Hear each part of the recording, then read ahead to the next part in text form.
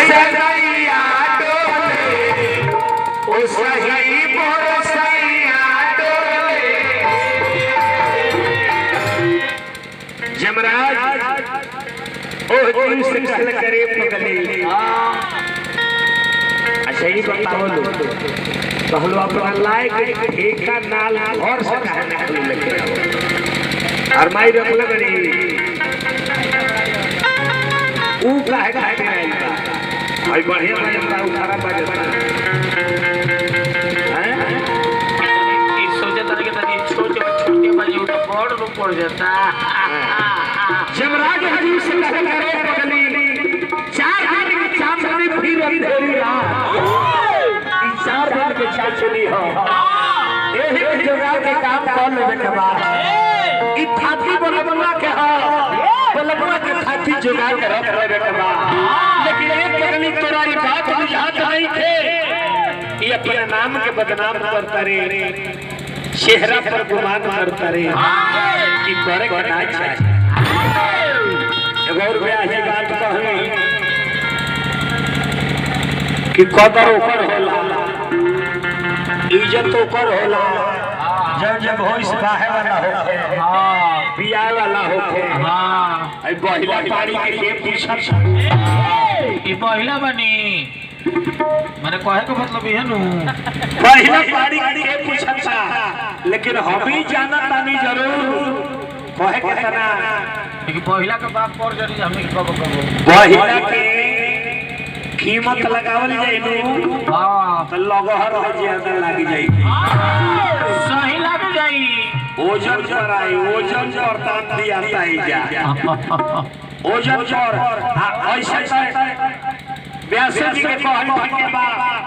कोर पाड़ी होली सनु कोर बहिला के तो सच हो के होना पूछला हां लेकिन कोर पाड़ी पर बड़ा गहकी लागे हां इतना में बहिला पानी के भैंसा लग ले जाए हां तो वो सूख के हट जाए हां लेकिन कोर पानी में ले ना जाए हां छरक के चढ़ जाई चढ़ जाइबे करी सही बात बाबा हां तो कोर पानी हुआ के लगाता अब देखा और का बात बोला बड़ भैया है ऐसे कहता दी कुछ ना कहबो ई बात मन बोला मन के बात मने में रखा जमराज कहले करे पगली ओह जी से कि घूमी घूम बवाल करे हो नाम बदनाम करे रूप पर गुमान करे बुरिया जिंदगी जियान करे ये तो रूप पर गुमान ना करे कैसे तो रूप पर गुमान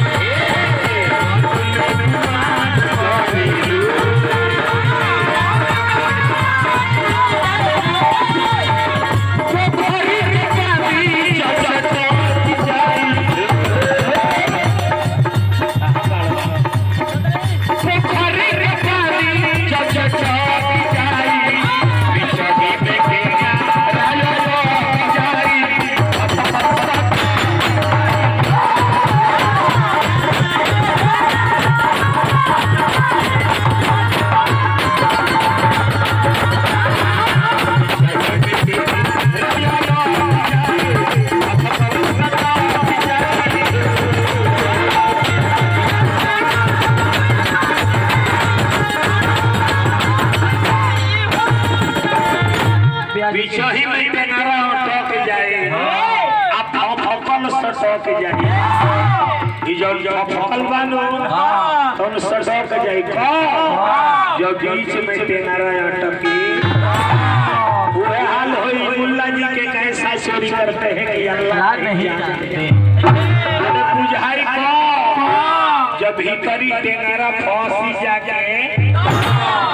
इतने ना जे तीनों मालिक के लगे जाइबू ओ हमुआ के लगे जिस संस्कार को लगना हो ताहर हिसाब होई चलिए बरात मालिक की तरफ से सैकड़ों रुपये के पुरस्कार आए यहाँ के आंगन में बाजार में वही से कहते जब भाई लोग अपने में बांधले में हाँ अभी सुलटाई हमारा मालिक से प्रार्थना रही शुभकामना खातिर हमने के मालिक से है प्रार्थना करत रहा कि दुल्हा दुल्हन की जोड़ी सलामत रहे फिर बबुआ होकर छठियारा में तो चाचा होई मोररी बोलाई जब आई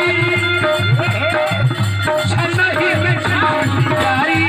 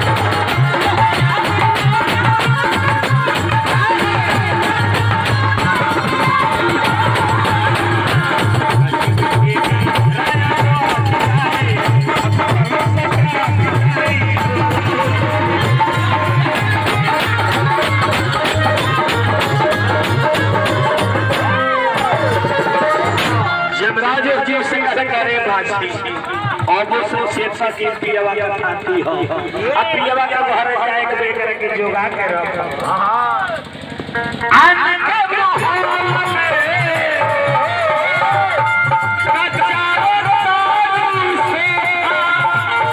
आन के मोहल्ला में ही से समार कान के धदल मारू एक हिसाब हो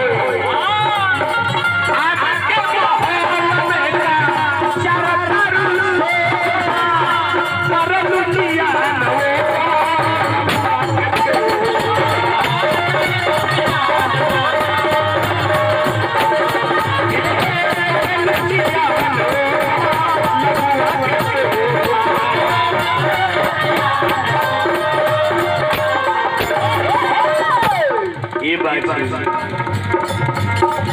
जानी रूपी जो ना लटकी जाई शहरी शरीर खा जाए वो दिन आई जब लाठी पर चलने वाला हो जाए वो दिन हो जाए